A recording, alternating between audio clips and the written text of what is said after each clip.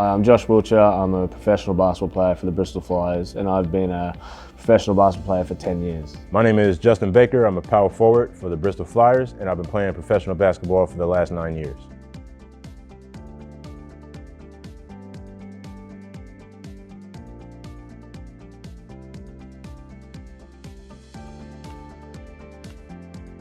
Yeah, I think off-court issues such as financial issues is massive. You know, you've got a lot to worry about being a professional basketball player as it is. So when you add in financial stress and bills, anything like that you sort of has to come out of your pocket, it's a big thing to deal with. So if you can limit that somehow through your planning or through planning ahead, then that's a big thing. Like after a match, you will want to just play the match, and then just, if anything, just you're going to be looking towards after the match is just like where you could just like come down and chill out. Like you don't want to, you know, play a game or you're fighting for the playoffs and then you put everything you have into that, because literally every possession, that game is really that important for the scope of the season. And then when that's over, it's like, now how am I gonna pay this car note? How am I gonna pay this, you know, this loan company back? How am I gonna, you know, pay my student loans? Like, you don't want to have to worry about that. So yeah.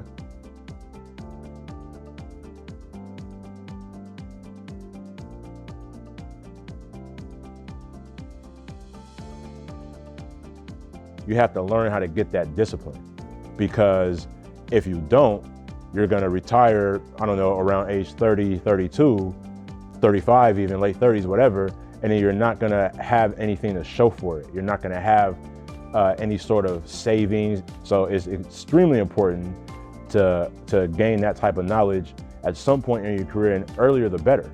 I mean, with our contracts for most teams in the world, I guess, is that you're only getting paid for 8 months of the year, 9 months of the year, and that's when you're actually playing basketball. So you've got to make sure that within the season you're planning for the next 3 months, you know, let alone years and years down the road. You're just trying to get 3 months where you don't have to worry about your financials, you know. So you're constantly thinking about that during the year, and then at the end of each month you're trying to budget and make sure that you can get through a full financial year not having to worry about any of that stuff.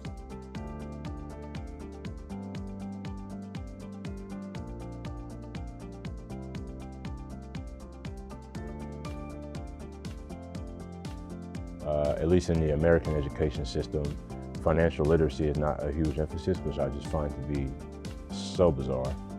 But it's just not a thing. So a lot of the very basic things that you need to know in order to be, you know, the normal level of, you know, of functionality when it comes to financial literacy, you just don't know when you graduate college, right? And you're considered to be an adult when you finish high school and you're 18, and you don't know any of that stuff. So obviously I know some of that stuff now, but there's still plenty that I don't know. So I would welcome that type of advice or a presentation, whatever, anytime.